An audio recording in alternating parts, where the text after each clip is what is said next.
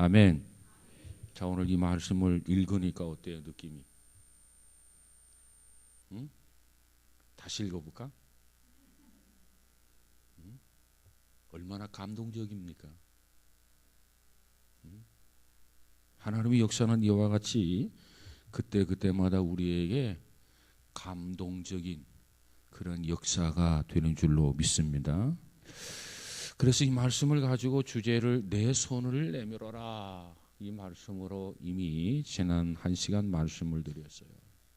하나님께서 모세에게 야 모세야 내 손을 내밀어라.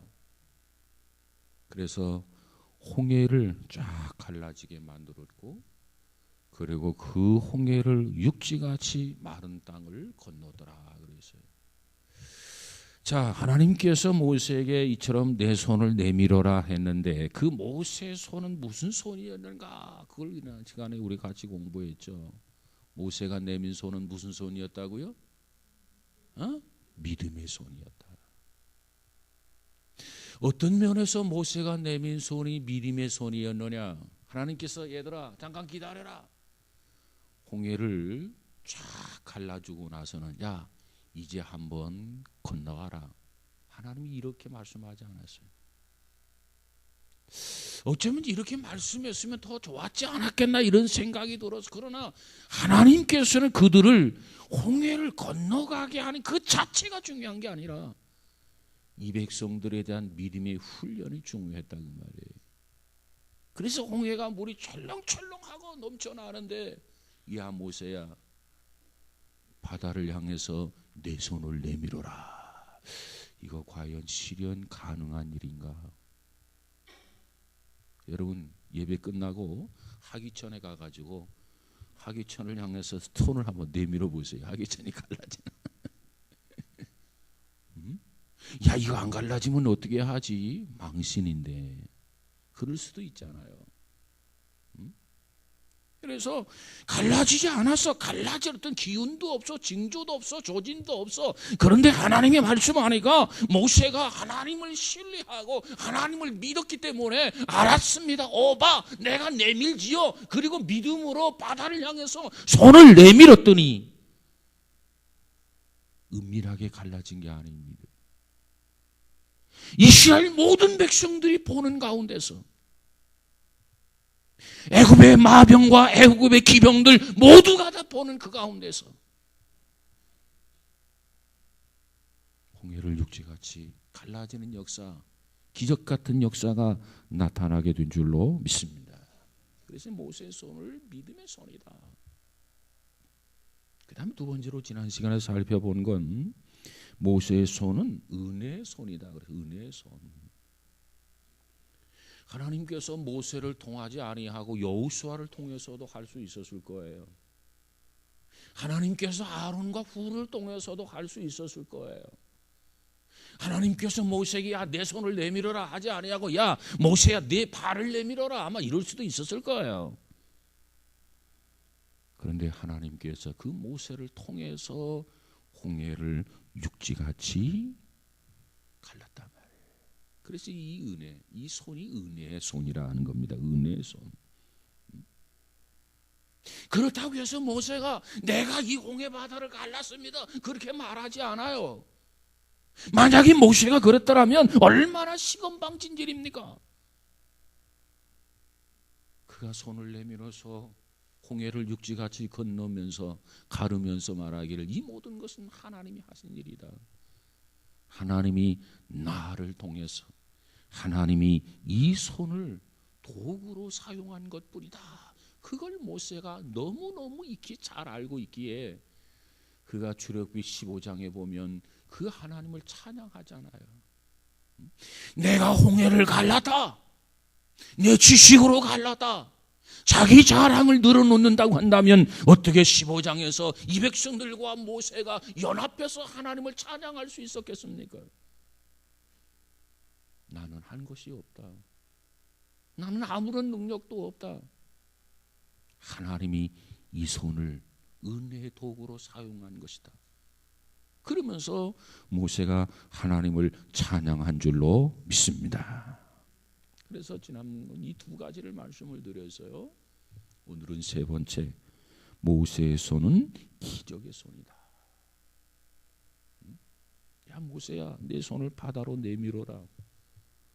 내밀었더니 뭐가 나타났어요? 기적이 나타났어요. 하나님이 말씀하셨을 때 모세가 그 말씀 앞에 순수하게 그 말씀에 순종을 했단 말이에요. 순종. 그래서 하나님을 신뢰하고 하나님이 그 말씀대로 순종하면서 이 모세가 손을 내미는 순간에 기적이 나타났어요. 기적.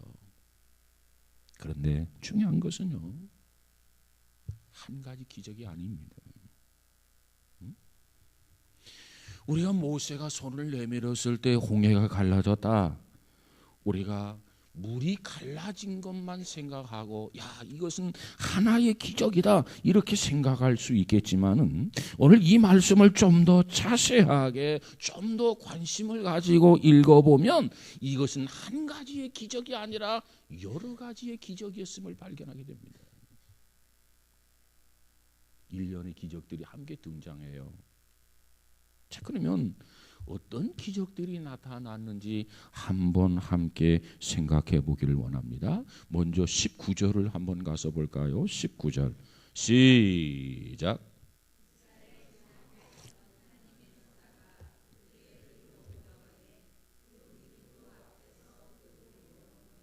자, 여기 보니까 이스라엘 진압해 가던 하나님의 사자가 그들의 뒤로 옮겨가매 구름 기둥도 앞에서 그 뒤로 옮겨갔더라. 자, 여기 보니까 하나님의 사자가 지금까지는 앞에 갔어요. 앞에 이 백성들을 인도하는 차원에서 앞에 갔다 그 말이에요. 근데 그 하나님의 사자가 이제는 어디로 갔더라? 그 뒤로 갔다는 얘기입니다. 자, 여기에 누가 동원이 되느냐? 하나님의 사자가 동원이 돼요. 하나님의 사자가. 지금까지는 앞서갔어요. 지금까지는 이 백성들을 인도하는 차원에서 하나님의 사자가 앞장섰는데 이제 그 하나님의 사자가 뒤로 옮겨가게 됩니다. 무엇 때문에 뒤로 갔을까요? 인도하기 위해서? 보호하기 위해서입니다. 지금까지는 미로의 땅이었어요. 지금까지는 미지의 땅이었어요. 그래서 하나님께서 앞서서 인도했지만은 지금 이 백성들에게 위기가 찾아왔어요. 애굽의 마병들이 추격해 오고 있다 그 말이에요. 그때 하나님의 사자가 앞서가던 하나님의 사자가 뒤로 옮겨가서 이제는 이 백성들을 지키시고 이 백성들을 보호하기 위해서 앞서서 갔던 하나님의 사자가 이제는 뒤로 옮겨갔더라 하는 겁니다. 근데 여기서 하나님의 사자라고 하는 것은 천사를 의미합니다. 근데 하나님의 사자, 천사만 뒤로 간 게 아니에요. 그 다음에 또 뭐가 달라졌죠? 19절. 읽어보고 뭐 긴 구절도 아니고 짧은 구절인데 물으면 답이 나와야지. 그 다음에 뭐가 또 옮겨갔어요? 구름 기둥도 앞에서 그 뒤로 어떻게? 옮겨갔더라. 그랬어요. 하나님의 사자가 천사가 옮겨가니까 역시 그 뒤를 따라서 구름 기둥도 앞에서 뒤로 왔다고 하는 거예요.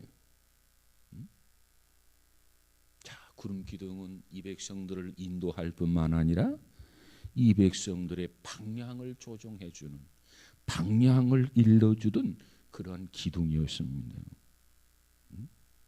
그런데 뒤로 가는 순간 기둥, 그 구름 기둥, 그 불 기둥, 구름 기둥의 역할이 어떻게 달라지게 되죠? 애국 군대의 추격을 차단하고 이 백성들을 보호하는 보호의 기둥으로 달라지게 됩니다. 여러분, 하나님은 이처럼 때때로 하나님의 사자를 위해서 하나님의 천사들을 통해서 하나님의 자녀들을 인도하실 뿐만 아니라 때때로 위험에 직면하고 위기에 직면할 때 하나님께서 이처럼 우리를 지키시고 보호하셔서 머리털 하나 상하지 아니하도록 역사해 주시는 것을 믿으시기 바랍니다. 이게 다 누구 손 안에 있느냐? 하나님의 손 안에 있어요. 하나님. 그러니까 하나님께서 하나님의 자녀들을 위해서 때로는 천사들을 동원하기도 하고, 하나님은 하나님의 자녀, 하나님의 백성들을 위해서 하나님은 때로는 구름 기둥을 동원한단 말이에요. 따라서 하십시다. 하나님은 항상 동원을 좋아하십니다. 동원을 좋아해요. 자, 그 다음 21절을 또 한번 가서 볼까요? 21절 시작. 모세가 바다 위로 손을 내밀매 여호와께서 큰 통풍이 밤새도록 바닷물을 물러가게 하시니 물이 갈라져 바다가 마른 땅이 된지라 그랬어요. 자, 이 말씀에 보면 이것도 역시 두 가지 기적이 있습니다. 두 가지 기적. 어떤 기적이 일어나죠? 우선 먼저 첫 번째 기적이 뭐예요? 큰 동풍이 일어났다는 겁니다. 큰 동풍. 이 바람이 뭐 동풍이든 이 바람이 남풍이든 별로 상관이 없어요. 뭐 동남풍이라고 해도 상관이 없어요. 하나님께서 그 큰 광풍을 통해서 동풍을 통해서 바닷물이 물러가게 하셨다는 거예요. 그 다음 또 하나 그냥 지나쳐서는 안 될 기적이 있어요. 그게 뭐냐 하면 이 백성들이 걸어가야 할 그 길의 밑바닥, 길바닥이 어떻게 되었느냐? 마른 땅이 되었더라 하는 겁니다. 마른 땅. 21절 마지막 부분에 가서 보니까 물이 갈라져 바다가 어떻게? 바다가 길이 되었더라. 아마 그래도 됐을 거예요. 그런데 왜 마른 땅을 여기서 강조했을까요?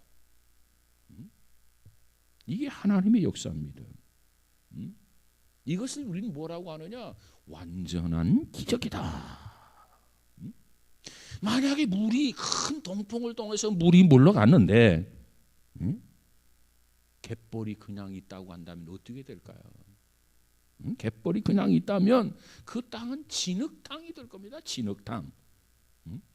그러면 진흙 땅이라고 한다면 이스라엘 백성들이 그곳을 지나감에 있어서 얼마나 불편했겠습니까? 그 진흙 땅에 가다가 빠질 수도 있고, 어린이나 노약자들은 빠져서 더 이상 앞으로 갈 수 없는 상황에 되기도 했을 거예요. 그 진흙벌에 빠져서 상처가 되기도 하고.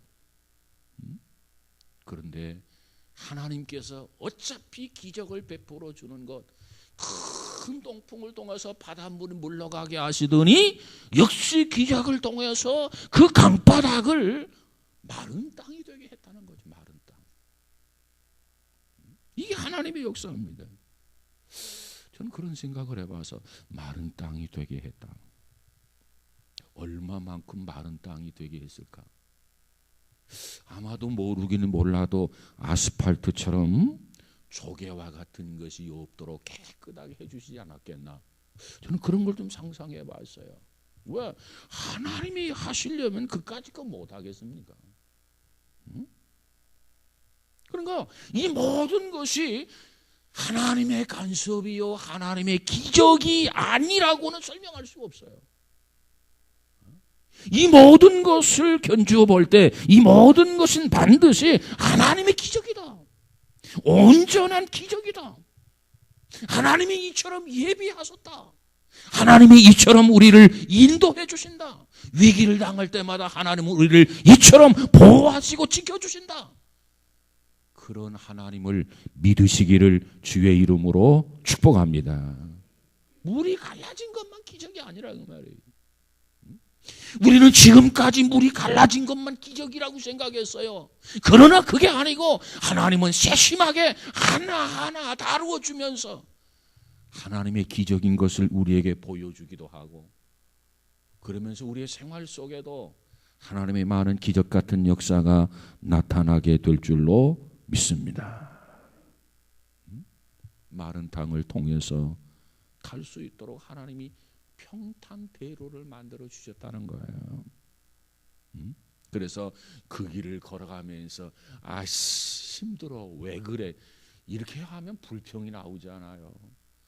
하나님이 어차피 물이 물러가게 하고 마른 땅을 평탄하게 만들고 어쩌면 아스팔트처럼 깨끗하게 만들고, 그러니까 이 백성이 그곳을 지나가면서 찬양하면서 지나갈 수 있도록, 주님 앞에 영광을 돌리면서 지나갈 수 있도록, 좀 더 불편하지 아니하고 편안하게 지나갈 수 있도록, 그들이 지나가는데 고통스럽지 않게 하도록 하나님께서, 자상한 하나님이 저들을 위해서 모든 거 예비하시고 준비하셔서 저들을 인도해 주신 줄로 믿습니다.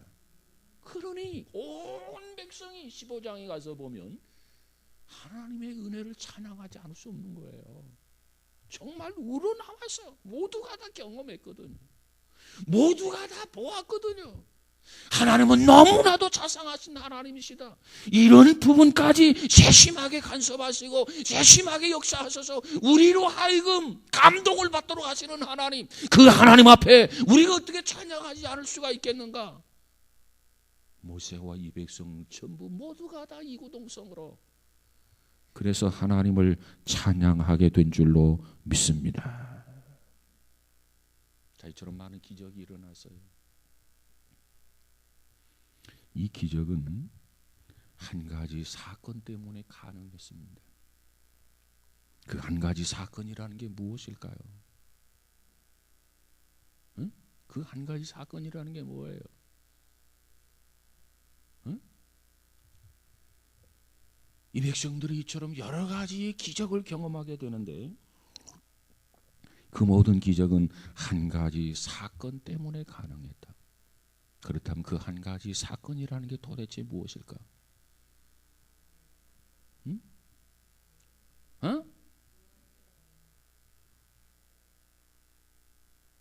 공부를 너무 많이 하셨군요. 그 한 가지 사건이라는 게 다른 게 아니에요. 그것은 뭘까요? 순종한 거예요. 순종한 거란 말이에요. 순종한 거. 뭐에 대해서 순종했죠? 내 손을 내밀어라. 모세가 한 것은 다른 거 없어요. 이 백성이 한 거 다른 거 없어요.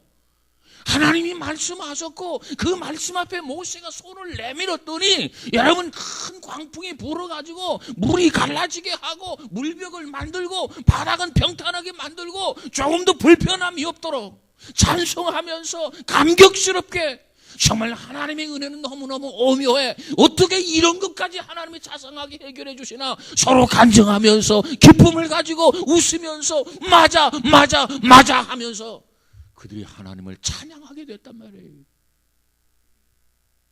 이 모든 것은 순종했기 때문입니다. 이 순종이라는 게 쉬운 게 아니에요. 하나님이 내 손을 내밀어라. 이 세상에 손 내민다고 문제가 해결되나? 손 내민다고 해결된다면 내가 100번이라도 내밀지. 근데 손 내민다고 뭐가 해결이 돼? 군함을 보내주든지, 을지문덕호를 보내주든지, 강감찬 호를 보내주든지.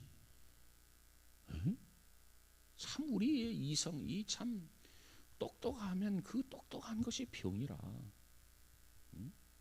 이처럼 머리 굴리는 사람은요 결코 순종 안 해요.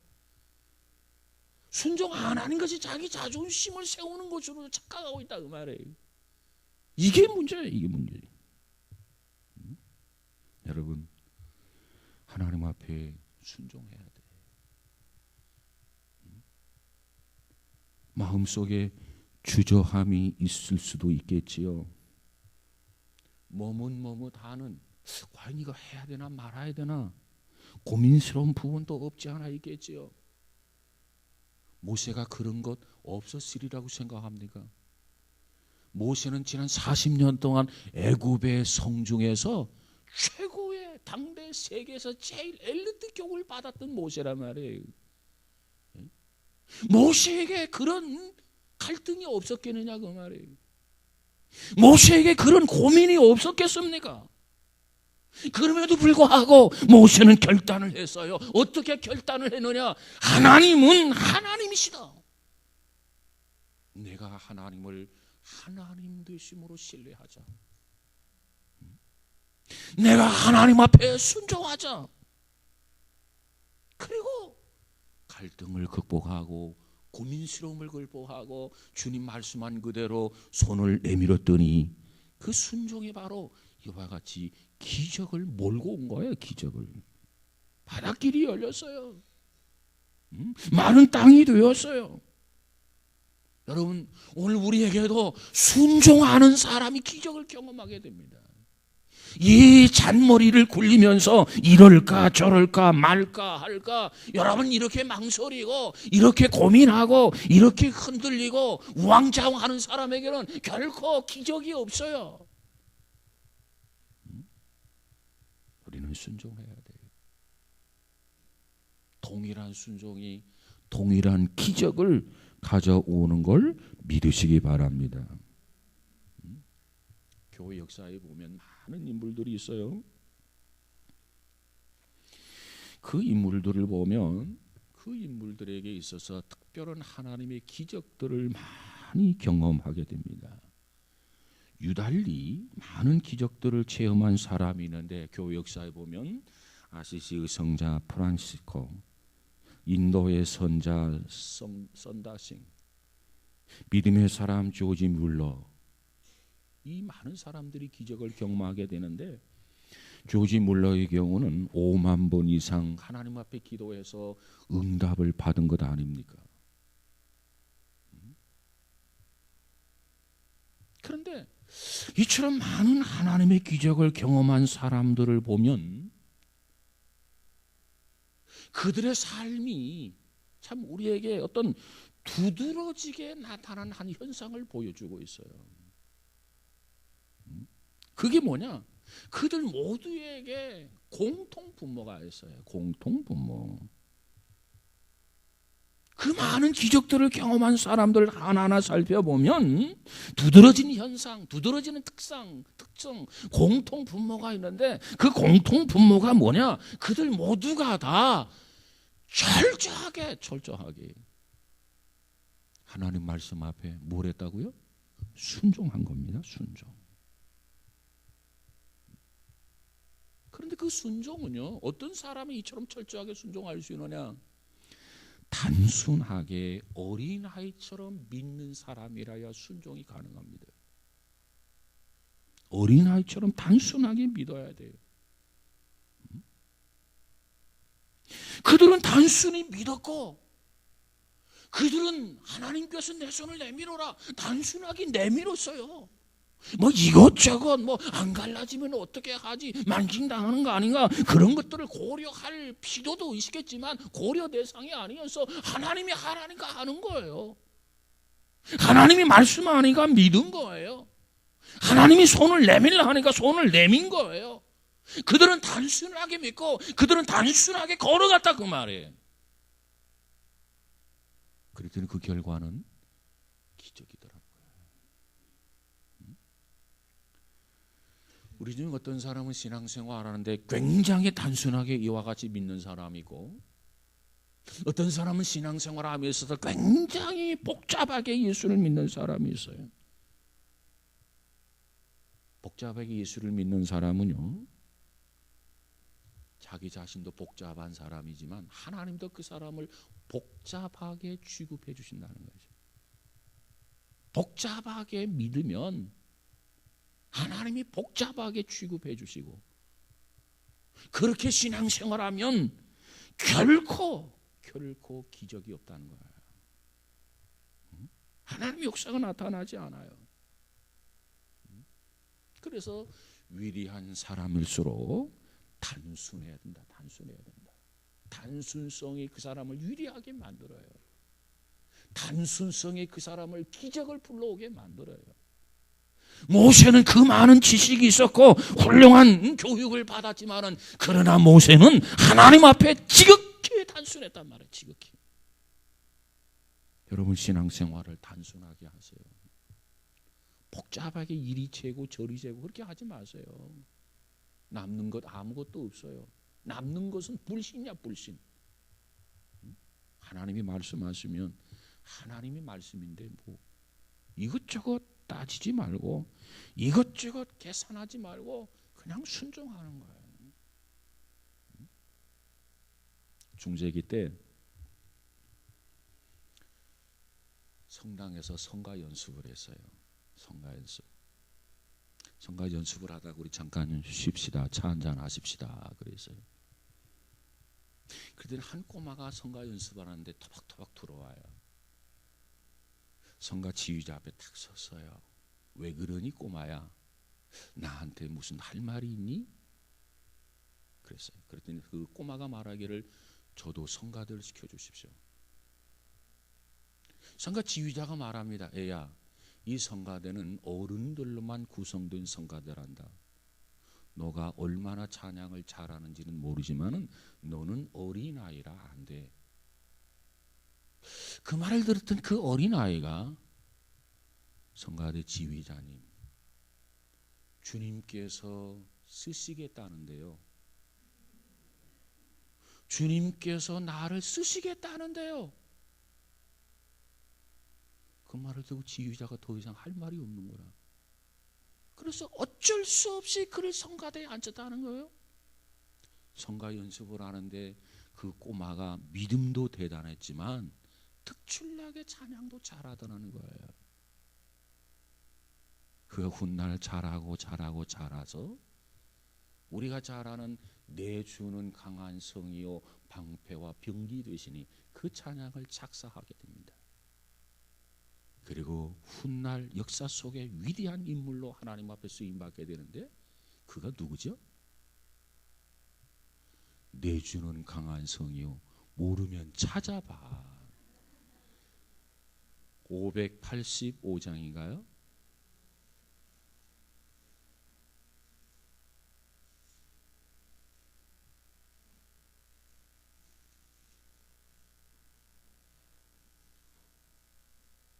네, 누구예요?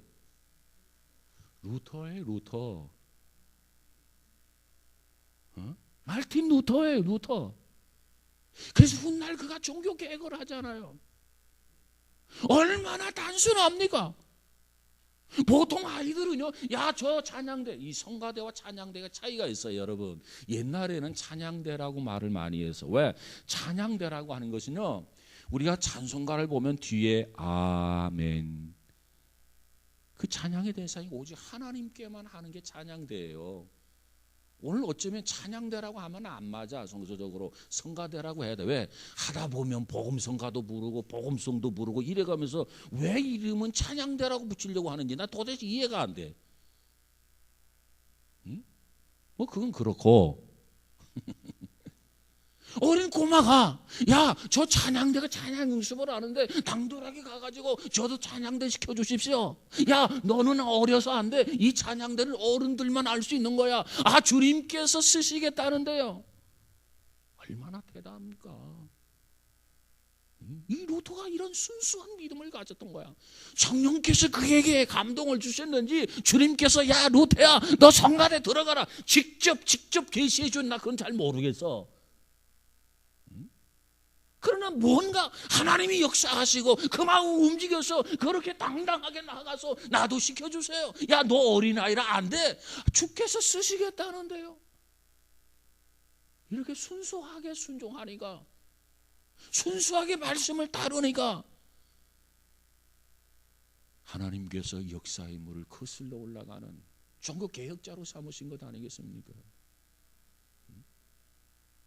여러분, 우리의 신앙은 순수해야 돼. 복잡한 건 신앙이 아니야. 믿음 아니야. 잘나고 똑똑한 것처럼 보이는지 모르지만 그건 신앙생활이 아니란 말이에요.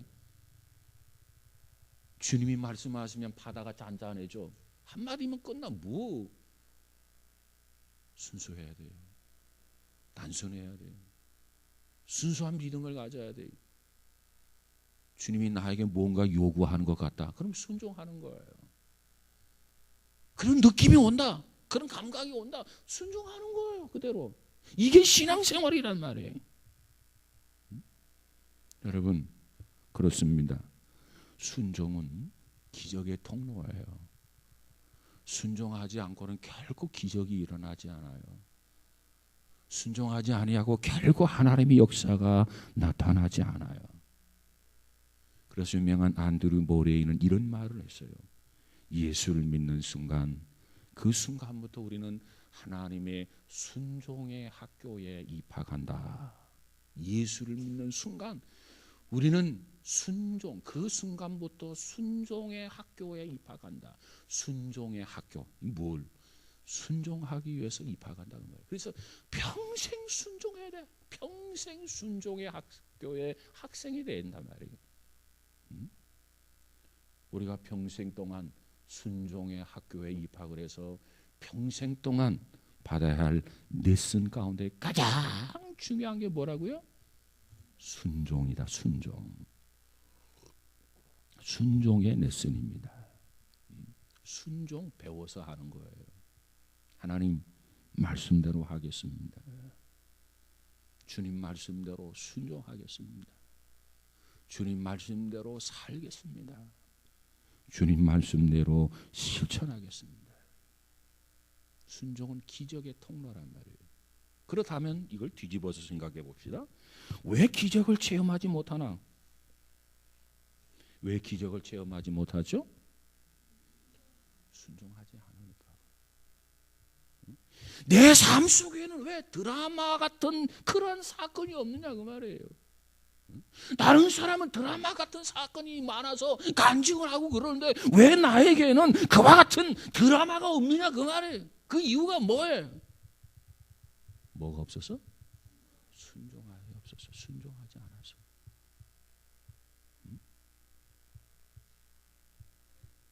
왜 나에게는 풍성함이 없는 걸까?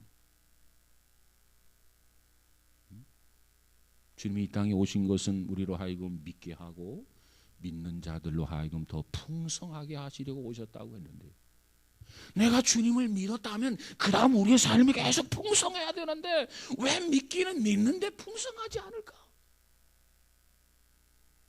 그 이유가 뭐라고요? 순종함이 없어서. 남들은 하나님 앞에 감사하고 남들은 하나님 앞에 감격하면서 살아가는데 왜 나는 감사가 없고 왜 나에게는 감격이 없을까? 그 이유가 뭘 것 같아요? 순종이 없어서. 순종이 없어서. 왜 나의 삶 속에는 놀라움이 없을까? 그 이유는 순종이 없기 때문에. 여러분 순종해 보세요. 모세 딱 머리에 떠오르는 것은 순종이다.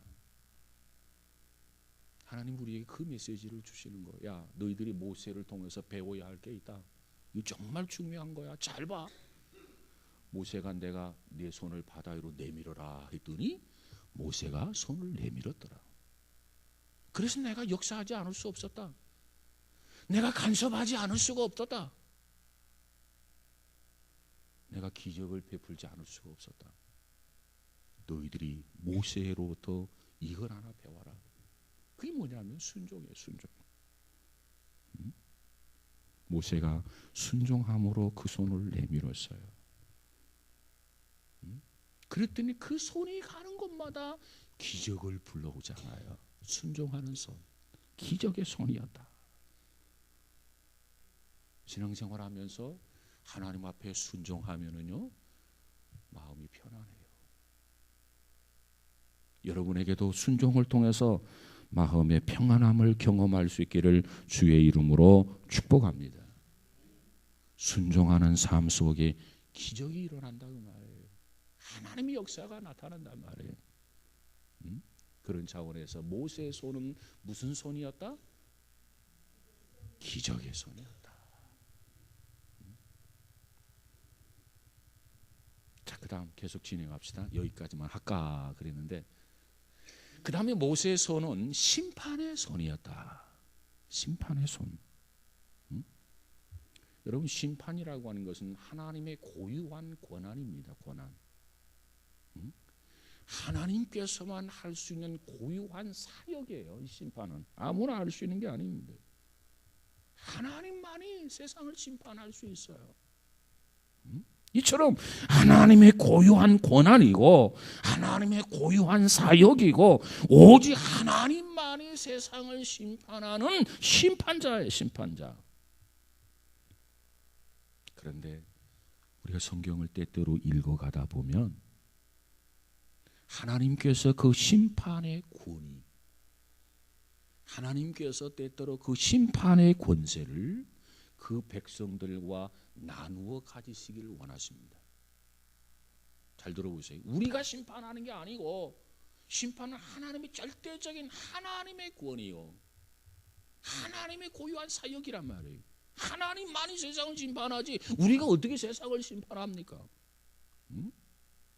하나님만이 심판자인데 우리가 성경에 보니까 하나님께서 때때로 하나님의 고유한 권한, 고유한 그 사역, 그 심판의 권위를 우리 백성들과 하나님의 자녀들과 함께 더불어 나누어 가지고 우리가 세상을 심판하자, 하나님이 이렇게 말씀한단 말이에요.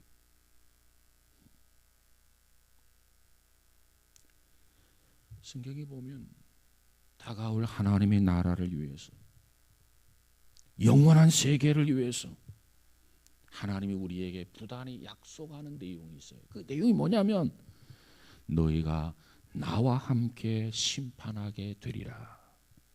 너희는 나와 함께 다스리게 될 것이다. 너희는 나와 함께 원수를 밟을 것이다. 너희는 나와 함께 이스라엘의 12지파를 심판하리라. 이렇게 말씀을 해요. 심판은 누구의 권한이라고요? 하나님의 고유한 권한이, 하나님만이 하실 수가 있는 거야. 근데 하나님께서 종종 그 심판의 권위, 그 심판의 권세를 하나님의 자녀, 하나님의 백성들과 이것을 나누어 가지고 우리 함께, 우리 같이 세상을 심판하자, 이렇게 말씀하신다 그 말이에요. 그렇다고 해서 내가 심판자가 되는 건 아닙니다. 역시 심판자는 누구예요? 하나님 한 분이십니다.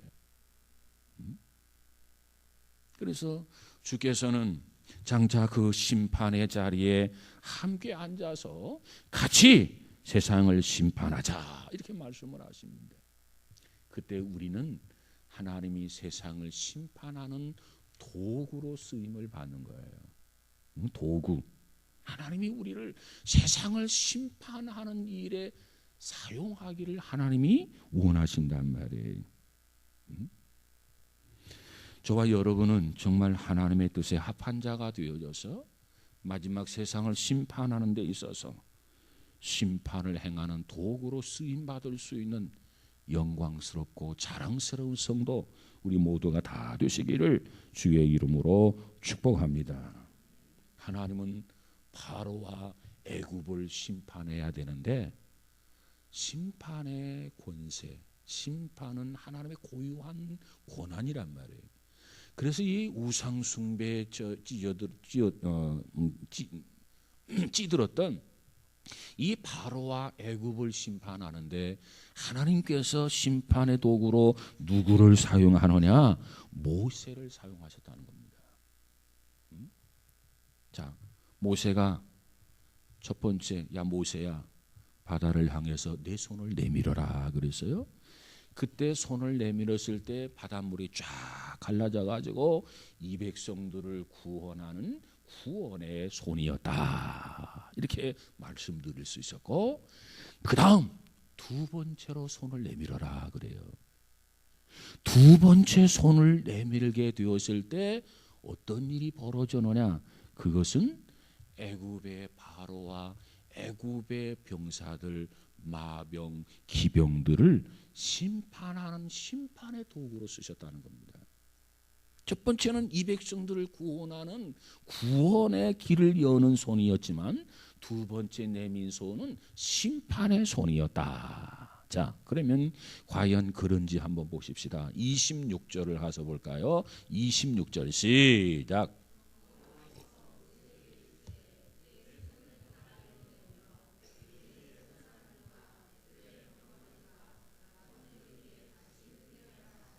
아멘. 아멘.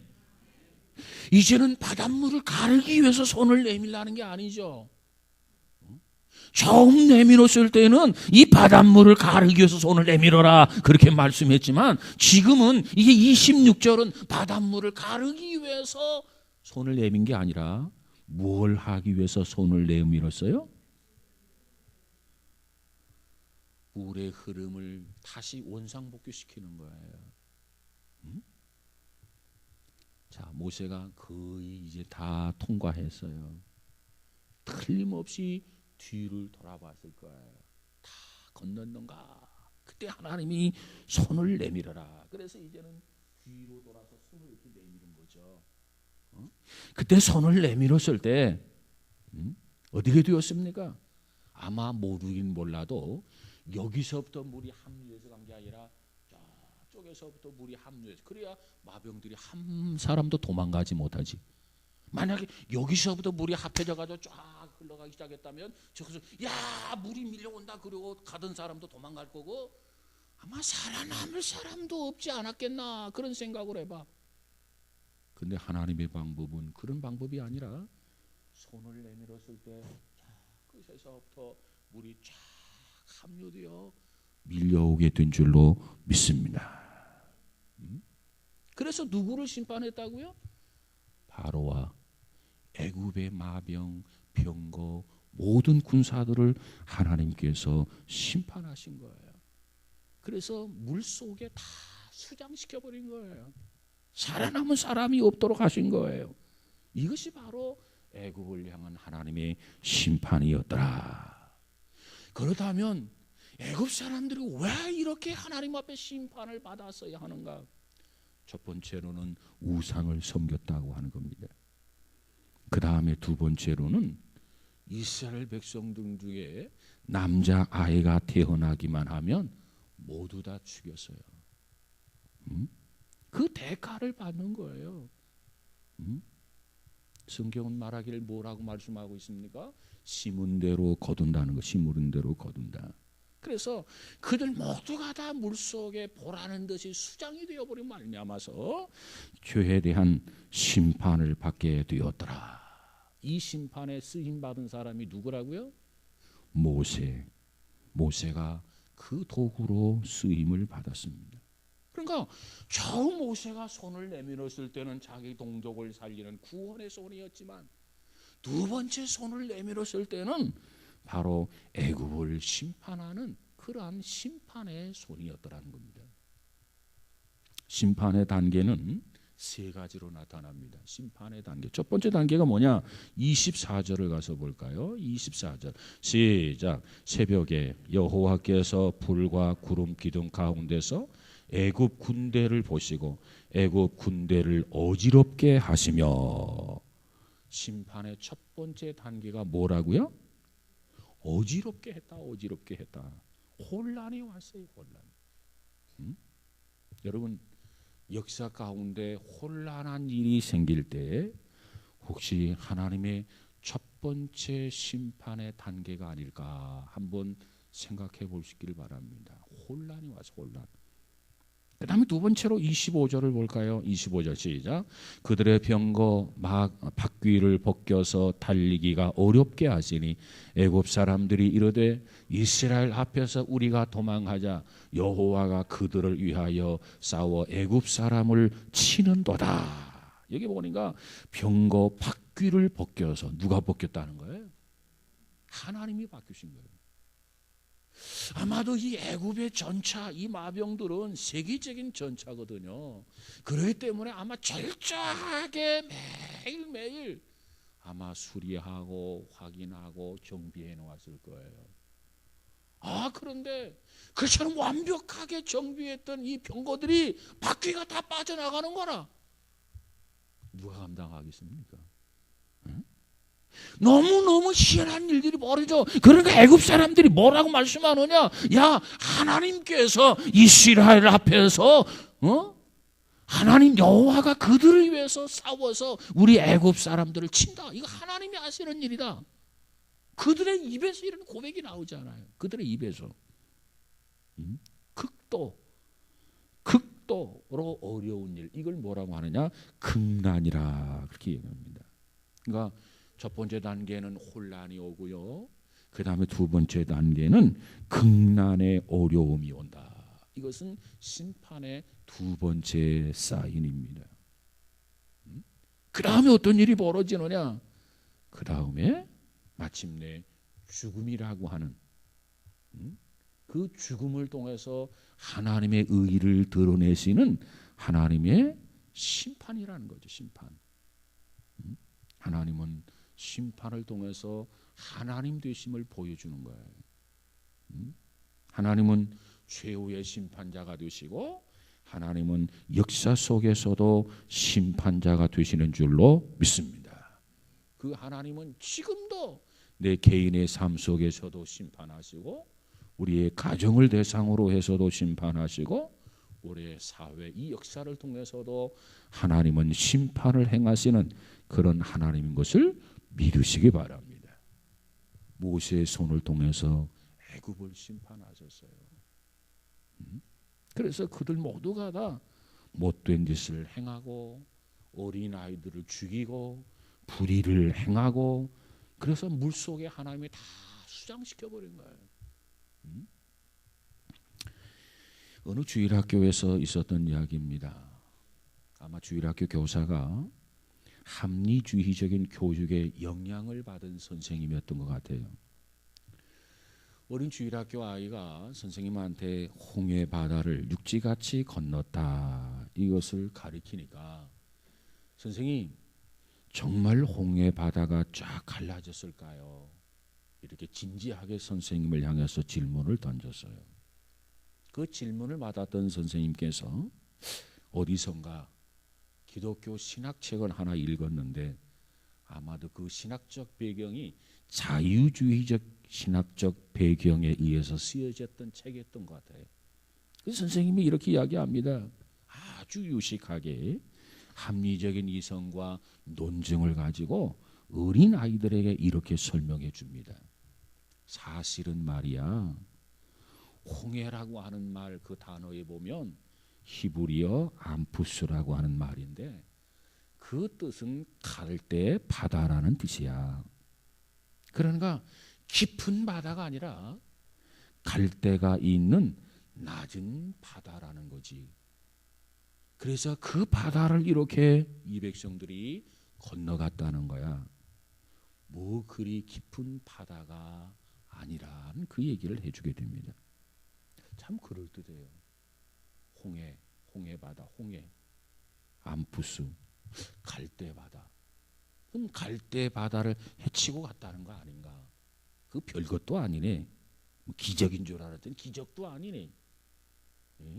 그 정도라면 갈대 바다를 나도 건너갈 수 있겠네. 이러지 않겠습니까? 근데 그 꼬마가 참 영특해요. 이 아이들의 지혜는 때때로 어른들의 합리적인 지능을 능가할 때가 많아요. 그 아이가 그 말을 듣고 그래요. 그러면서 무슨 얘기를 하는 거 아니? 선생님, 그렇다면은요. 그 갈대 속에서 어떻게 애굽의 군대와 애굽의 마병이 다 빠져 죽었나요? 깊지 않은 바다. 그 바다를 건너갔다면 그렇다면 애굽의 마병과 애굽의 그 군대 기병들이 어떻게 다 빠져 죽었나요? 그래서 더 이상 말을 못하고 부끄러움을 당했다는 이야기입니다.